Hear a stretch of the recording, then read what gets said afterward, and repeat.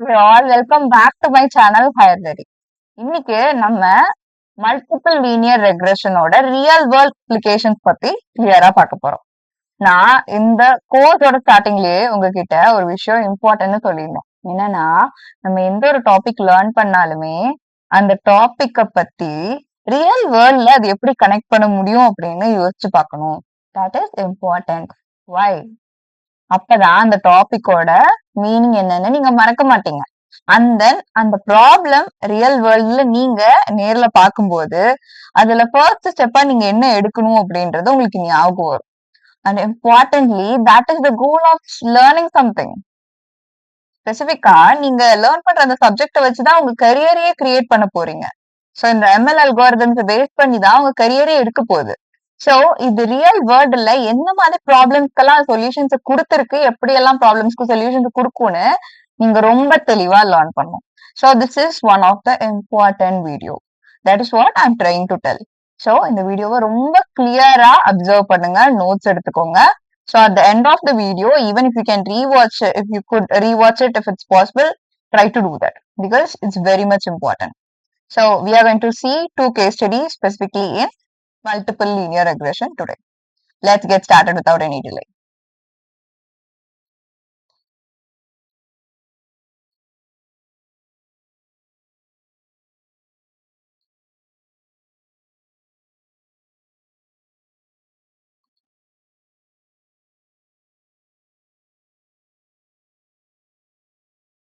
ஆமா, இன்னைக்கு பார்க்க போற case ஸ்டடீஸ்ல we are going to see all these things. First, we will be understanding the problem statement. என்கிட்ட இருக்க டேட்டாவை வச்சு என்ன ப்ராப்ளம் ஸ்டேட்மெண்ட் அப்படின்றது ஃபர்ஸ்ட் நீங்க கிரியேட் பண்ணணும். The next thing is dependent variable. இதுல என்ன dependent or target variable இந்த particular case studyல என்ன. Third step is identifying the independent variables. இந்த டேட்டா செட்ல எதெல்லாம் யூஸ் பண்ணி நான் டார்கெட் ஆர் டிபெண்டன்ட் வேரியபிளா கண்டுபிடிக்க போறேன், அதெல்லாம் dependent variables, independent variables. Next காலம் எக்ஸ்பிளனேஷன்ஸ். நம்ம பார்க்க போறதுல அடுத்து இந்த வேரியபிள்ஸ் அண்டர்ஸ்டாண்ட் பண்ணிக்கிட்டதுக்கு அடுத்து அந்த ஒவ்வொரு வேரியபிளோட மீனிங் என்ன அதை பேஸ் பண்ணி தான் நீங்க ப்ராப்ளமையே சால்வ் பண்ணுவீங்க. The next step is hypothesis creation. Null hypothesis and alternate hypothesis. இந்த ப்ராப்ளம் ஸ்டேட்மெண்ட்டுக்கு சேஞ்சஸ் நடக்காம இருந்தா அது வந்து நல் ஹைபோதிசிஸ்க்கு கீழே வரும். இதனால மாற்றங்கள் நடக்க போகுதுன்னா அது ஆல்டர்னேட் ஹைபோதிசிஸ்க்கு கீழே வரும். ஸோ அது எந்த டைப் ஆஃப் ஹைபோதிசிஸ் எப்படி எல்லாம் கிரியேட் பண்ணலாம் அப்படின்றதையும் we are going to see both types. Finally, steps to solve using multiple linear regression. ஒவ்வொரு கேஸ் ஸ்டடிக்கும் என்னென்ன ஸ்டெப்ஸ் எல்லாம் இருக்கும். நம்ம ஆல்ரெடி மல்டிபிள் லீனியர் ரெக்ரெஷனுக்கான ஸ்டெப்ஸ் என்னன்னு பார்த்திருந்தோம். எல்லா டைமும் அதே தான் ரிப்பீட் ஆகுமான்னு கேட்டா இல்லை. ப்ராப்ளம் ஸ்டேட்மெண்ட்டை பொறுத்து ஸ்டெப்ஸ் மாறும். So in today's case studies, we are going to see the different case studies that is followed for different problems. First case study that we are going to see is house price prediction. இதை நம்ம already linear ரெக்ரெஷன்ல பார்த்தோம். What we have seen. அதுல ஒரு காலமை use பண்ணி ஒரு காலமை predict பண்றது. ஜென்ரலாவே house price ப்ரெடிக்ஷன்ல problem statement இப்படிதான் இருக்கும். Real estate companies want to predict house prices based on multiple factors like size, location and age of the property. இப்போ என்னோட கோல் என்ன, நான் ஒரு ரியல் எஸ்டேட் கம்பெனி வச்சிருக்கேன் அப்படின்னா நான் அந்த வீட்டோட ரேட்டை, வீட்டோட பிரைஸ எதெல்லாம் வச்சு டிசைட் பண்ணுவேன்னா வீட்டோட சைஸை பேஸ் பண்ணி, அது எந்த இடத்துல லொக்கேட் ஆயிருக்குன்றத பேஸ் பண்ணி, அந்த ப்ராப்பர்ட்டியோட ஏஜ் என்ன, எவ்வளவு வருஷம் ஆச்சு இந்த இடம் வாங்கி, அண்ட் தென் இந்த வீடு ஸ்பெசிபிக்கா கட்டி எவ்வளவு நாள் ஆச்சு, எவ்வளவு வருஷம் ஆச்சுன்றத பேஸ் பண்ணி நான் அந்த வீட்டோட பிரைஸ டிசைட் பண்ணுவேன். So this is my problem statement. இந்த ப்ராப்ளம் ஸ்டேட்மெண்ட்டுக்கான dependent variable or target variable எதை நான் கண்டுபிடிக்க போறேன், ஆப்வியஸ்லி ஹவுஸ் பிரைஸ் தான். இப்போ இதுக்கு இண்டிபெண்டன்ட் வேரியபிள்ஸா என்னெல்லாம் இருக்கும். இண்டிபெண்டன்ட் வேரியபிள்ஸா எனக்கு area of the house, bedrooms, bathrooms, location score, house age.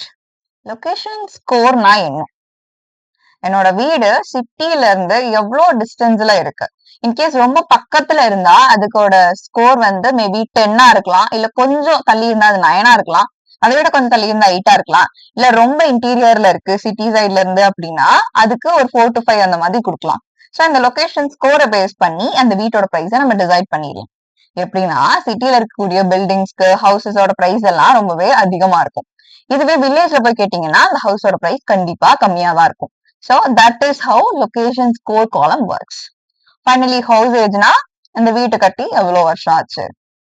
So இது எல்லாத்தையும் பேஸ் பண்ணி அந்த வீட்டோட பிரைஸ் என்ன அப்படின்றத நான் ஈஸியா டிசைட் பண்ணிடுறேன். ஸோ இந்த சினாரியோ இந்த காலம்ஸோட மீனிங் என்னலாம். ஸோ இது உங்களுக்கு குயிக்கா ஈஸியா தான் இருக்கும் அண்டர்ஸ்டாண்ட் பண்ணிக்கிறதுக்கு. ஹவுஸ் பிரைஸ்னா final selling price of the house. ஏரியானா total square footage of the house. பெட்ரூம்ஸ்ன்றது நம்பர் ஆஃப் பெட்ரூம்ஸ் இந்த ப்ராப்பர்ட்டியை இண்டிகேட் பண்ணுது. பாத்ரூம்ஸ்ன்றது number of bathrooms. Location score அப்படின்றது நான் சொன்னது. Rating of location based on amenities, transport, schools. So இதுவே சிட்டி சைட்னா இது எல்லாமே எனக்கு ஈஸியா கிடைக்கும். வில்லேஜ் சைட்னா எல்லாமே எனக்கு கம்மியா தான் இருக்கும். ஹவுஸோட age, number of years since construction, எவ்வளவு வருஷம் ஆச்சு இந்த வீட்டை கட்டி. இந்த ப்ராப்ளம் ஸ்டேட்மெண்ட்டுக்கு நல் ஹைபோதிசிஸ், அதாவது சேஞ்சஸ் நடக்கல அப்படின்றதுக்கு என்ன ஹைபோதிசிஸ் அப்படின்னா house price is not influenced by these features. இதுதான் நல் ஹைபோதிசிஸ். அப்போ இதுக்கு ஆல்டர்னேட் ஹைபோதிசிஸா என்ன இருக்கும்? House price significantly depends on these features. இதுதான் இதுக்கான ஆல்டர்னேட் ஹைபோதிசிஸ். ஸோ இந்த ப்ராப்ளமை நீங்க எப்படி சால்வ் பண்ணுவீங்க, எப்படி அப்ரோச் பண்ணுவீங்க? ஃபர்ஸ்ட் ஸ்டெப்பா ஹவுசிங் டேட்டா செட்டை கலெக்ட் பண்ணணும். Second step is cleaning missing and outliers. Missing values என்னன்னு கண்டுபிடிச்சு அதை கிளீன் பண்றது இல்ல அதை ஹேண்டில் பண்றது.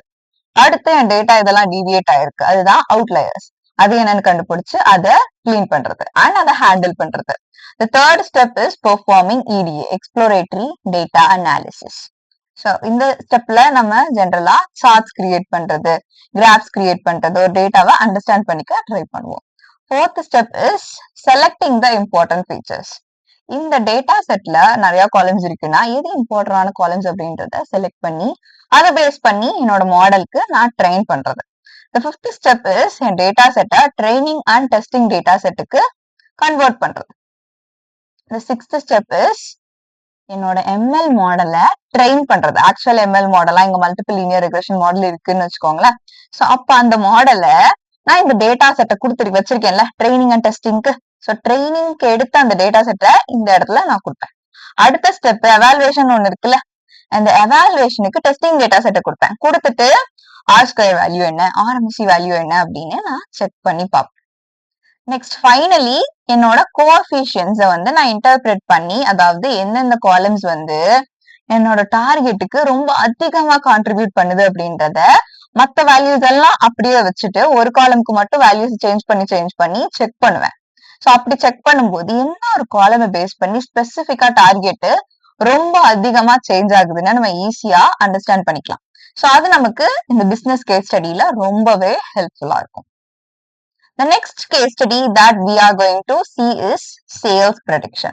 Specifically, நமக்கு சேல்ஸ்னாலே நம்ம ஞாபகத்துக்கு வருது retail store and e-commerce websites and Amazon, Flipkart இதெல்லாம். ஸோ இதுல நான் multiple linear regression model ML AI data science எப்படி அப்ளை பண்ணுவேன். Now we are getting into the picture. இதோட ப்ராப்ளம் ஸ்டேட்மெண்ட் எப்படி இருக்கும்? First see this. Companies want to predict product sales based on marketing and pricing strategies. So companies எப்பவுமே அவங்களோட சேல்ஸை predict பண்ண try பண்ணுவாங்க. எதை வச்சு அப்படின்னா அவங்க எப்படி மார்க்கெட்டிங் பண்ணிருக்காங்கன்றத பேஸ் பண்ணி, பிரைசிங் ஸ்ட்ராட்டஜிஸை பேஸ் பண்ணி. ஸோ இதுல எனக்கு டிபெண்டன்ட் வேரியபிளா எதை நான் கண்டுபிடிக்க போறேன் அப்படின்னா சேல்ஸை கண்டுபிடிக்க போறேன். இண்டிபெண்டன்ட் வேரியபிள் அதாவது எந்தெந்த வேல்யூஸ்ல யூஸ் பண்ணி கண்டுபிடிக்க போறேன் அப்படின்னா TV advertising, social media ads, price of the particular product, discount, store traffic. டிஸ்கவுண்ட்ன்றது என்னோட ப்ராடக்டோட ரேட் இதுதான். 20% டிஸ்கவுண்ட் அப்படின்னா ஃபார் எக்ஸாம்பிள் 500 அப்படின்ற அந்த ப்ராடக்டோட ரேட் 20% டிஸ்கவுண்ட் போக எவ்வளவுக்கு வரும்? 400.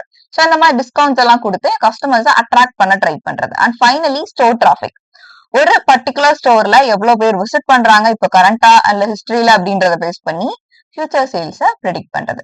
ஸோ இந்த காலம்ஸ் எல்லாமே எனக்கு இண்டிபெண்டன்ட் வேரியபிள்ஸ். இதை யூஸ் பண்ணி தான் என்னோட சேல்ஸை நான் கண்டுபிடிக்க போறேன், ஃபியூச்சர் சேல்ஸை ப்ரெடிக்ட் பண்ண போறேன். So now let's try to understand the காலம் குவிக்லி பிகாஸ் ஈஸி தான். சேல்ஸ் அப்படின்றது இந்த இடத்துல எவ்வளவு ப்ராடக்ட் நான் செல் பண்ணிட்டேன், total units sold. Next TV advertising அப்படின்றது நான் டிவி அட்வர்டைஸ்மெண்ட்ஸ்க்கு எவ்வளவு பட்ஜெட் ஸ்பெண்ட் பண்றேன் அப்படின்றத எனக்கு எக்ஸ்பிளைன் பண்ணும். Next social media ads. Advertise பண்றதுக்கு, என் ப்ராடக்ட் அட்வர்டைஸ் பண்றதுக்கு நான் சோஷியல் மீடியால எவ்வளவு பட்ஜெட் ஒதுக்கியிருக்கேன். The fourth thing is price. ஒரு ப்ராடக்டோட செல்லிங் பிரைஸ் என்ன, டிஸ்கவுண்ட், பர்சன்டேஜ் டிஸ்கவுண்ட் ஆஃபர் நான் சொன்னது. அடுத்து store traffic, number of customers visiting the store or website. ஒரு பர்டிகுலர் ஸ்டோருக்கு ஸ்டாப் வச்சிருந்தாங்க, அவுட்லெட் வச்சிருந்தாங்கனாலோ இல்ல வெப்சைட் வச்சிருக்காங்கனாலோ அதுல எவ்வளவு பேர் வந்துட்டு போறாங்க, வெப்சைட் எத்தனை பேர் பார்த்துட்டு போறாங்க, இந்த டீடைல்ஸ் எல்லாம் பேஸ் பண்ணி என் சேல்ஸை நான் ப்ரெடிக்ட் பண்ண முடியும். So this is something you need to understand about the columns. Now இதுக்கு ஹைபோதிசிஸ், நல் ஹைபோதிசிஸா என்ன இருக்கும்? Advertising and pricing strategies to not affect sales. So இந்த எந்த காலமே என்னோட சேல்ஸை அஃபெக்ட் பண்ணாது அப்படின்றது இதுக்கு நல் ஹைபோதிசிஸா இருக்கும். அப்போ இதுக்கு ஆல்டர்னேட் ஹைபோதிசிஸ் என்ன? அட்வர்டைசிங்கும் சரி பிரைசிங்கும் சரி ரெண்டுமே சேல்ஸை இன்ஃப்ளூயன்ஸ் பண்ணும். இதுதான் எனக்கான ஆல்டர்னேட் ஹைபோதிசிஸ். இந்த பர்டிகுலர் ப்ராப்ளமை மல்டிபிள் லீனியர் ரெக்ரெஷன் யூஸ் பண்ணி எப்படி சால்வ் பண்ணுவீங்க? Let's see them step by step. அதுக்கும் இதுக்கும் கொஞ்சம் டிஃபரன்சஸ் கண்டிப்பா இருக்கும். ஃபர்ஸ்ட் ஸ்டெப்பா மார்க்கெட்டிங் டேட்டாவையும் சேல்ஸ் டேட்டாவையும் கலெக்ட் பண்ணணும். Historical marketing and sales data, இது வரைக்கும் என்ன நடந்துச்சோ அது எல்லாத்துக்கும் ஆன மார்க்கெட்டிங் டேட்டா. என்ன மார்க்கெட்டிங் பண்ணிருக்காங்க, அதுல இருந்து எவ்வளவு லீட்ஸ் வந்திருக்கு, அதுல இருந்து நமக்கு எவ்வளவு கஸ்டமர்ஸ் கிடைச்சிருக்காங்க. சேல்ஸ் டேட்டா, எவ்வளவு ப்ராடக்ட்ஸ் செல் ஆகுது, எந்த மாதிரி ப்ராடக்ட் செல் ஆகுது, சோ எத்தனை ப்ராடக்ட்ஸ், எந்த பர்டிகுலர் ப்ராடக்ட்டை வாங்குறது கஸ்டமர் அதிகமா இன்ட்ரெஸ்ட் காமிக்கிறாங்க, இது எல்லாமே இந்த கலெக்டிங் டேட்டாக்கு கீழே வந்துடும். Next step is pre processing data set. இந்த டேட்டா செட்ல ஏதாவது மிஸ்ஸிங் வேல்யூஸ் இருக்கா, அதை ஹேண்டில் பண்றது, ரிமூவ் பண்றது. என்கோடிங் கேட்டகரிஸ் அப்படின்னா என்ன? நீங்க ஸ்பெசிபிக்கா என் ப்ராடக்ட் ஒரு 4 கேட்டகரி இருக்குன்னு வச்சுக்கோங்களேன், அதை 0, 1, 2, 3ன்னு மாத்துறது. சோ இப்ப நான் நம்பரா மாத்தும் போது என்னோட மல்டிபிள் லீனியர் ரெக்ரெஷன் மாடல் இருக்குல்ல, இந்த மாடல் ஈஸியா என் டேட்டாவை புரிஞ்சுக்கும். இதுவே நான் அந்த கேட்டகரியா கொடுக்கறத விட, பிகாஸ் ஸ்பெசிபிக்கா மிஷின்ஸுக்கு எப்பவுமே நம்பர்ஸை ப்ராசஸ் பண்றதுக்கு அதிகமான பொட்டன்ஷியல் இருக்கு. அதனாலதான் நம்ம என்கோடிங் பண்றோம். என்கோடிங்னா அதுதான். The next step is performing EDA. So sales எல்லாம் நம்ம சார்ட்ஸ் அண்ட் கிராஃப்ஸா கிரியேட் பண்றத ஸ்கூல்ஸ்லயே பார்த்திருப்போம். இங்கேயும் நம்ம அதுதான் பண்ணுவோம். ஆடுக்கு நான் எவ்வளவு ஸ்பெண்ட் பண்ணேன், அதுல இருந்து எனக்கு எவ்வளவு லீட்ஸ் வந்தாங்க, இதை ஒரு சார்ட்டா, ஒரு பார் சார்ட்டா இல்ல ஒரு லைன் சார்ட்டா நம்ம கிரியேட் பண்ணி பார்க்கலாம். சோ அந்த டேட்டாவை நான் ஈஸியா புரிஞ்சுக்க முடியும். ஒரு பெரிய டேட்டா இருக்கு, ஒரு வருஷத்துக்கான டேட்டானா அதை பார்த்து ஏதாவது புரிஞ்சுக்க முடியுமா? இல்ல.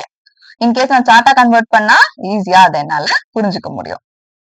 Next step is identifying the key predictors influencing sales. So அப்படின்னா EDA பண்ணி சார்ட்ஸ் போடும்போது, அந்த சார்ட்டை கிரியேட் பண்ணும்போது எனக்கு தெளிவா புரிஞ்சிடும் எந்த ஒரு பர்டிகுலர் காலம் சேல்ஸுக்கு கான்ட்ரிபியூட் பண்ணுது. சேல்ஸா, ஐ மீன் மார்க்கெட்டிங்கா, இல்ல ஸ்பெசிபிக்கா இன்ஸ்டால பண்ற மார்க்கெட்டிங்கா, இல்ல யூடியூப்ல பண்ற மார்க்கெட்டிங்கா, இல்ல டிவில ரன் பண்ற அட்வர்டைஸ்மெண்ட்ஸா, இல்ல இன்ஃப்ளூயன்சர்ஸ் வச்சு நான் ஸ்பெசிபிக்கா பண்ணக்கூடிய ஒரு சில மார்க்கெட்டிங்கா அப்படின்றத கண்டுபிடிச்சிட முடியும்.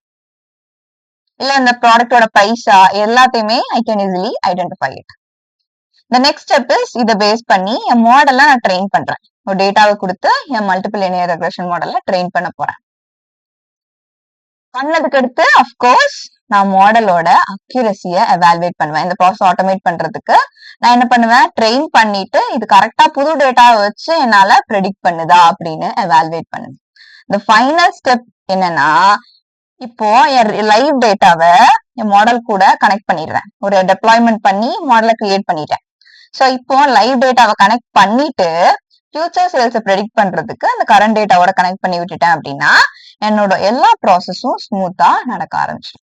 ஸோ சிம்பிளா இதை பேஸ் பண்ணி உங்களுக்கு ஒரு ரியல் லைஃப் அப்ளிகேஷன் சொல்லணும்னா, அமேசான்ல நீங்க ஒரு ப்ராடக்ட் போய் சர்ச் பண்றீங்க பாக்குறீங்கன்னு வச்சுக்கோங்களேன். பை நவ் கொடுக்கும் போதோ இல்ல ஆட் டு கார்ட் கொடுத்ததுக்கு அடுத்தோ கீழே ஃப்ரீக்வென்ட்லி பாட் டுகெதர்னு காமிக்குது இல்ல, அது நீங்க எப்படி ப்ராடக்ட தேடுறீங்க, எந்த மாதிரி ப்ராடக்ட தேடுறீங்க, இன்னொருத்தங்க அதே மாதிரி பண்ணிருக்காங்களான்றத பேஸ் பண்ணி தான் உங்களை புரிஞ்சுக்கிட்டு காமிக்குது. ஸோ அதெல்லாம் இதுக்கான அப்ளிகேஷன்ஸ் தான். So in this video we have seen about 2 important case studies. In upcoming videos we are going to see 3 more case studies. So because இது ரொம்ப இம்பார்ட்டன்டான ஒரு ML மாடல். இதை பேஸ் பண்ணி தான் நிறைய ப்ரெடிக்ஷன்ஸ் இன்னமும் ரியல் வேர்ல்ட்ல நடந்துட்டு இருக்கு. I hope this video helped you in clearly understand the real world applications, specifically these 2 applications. And if you have any doubts, without hesitation, drop them in comments. Bye for now. We'll meet you in next amazing video.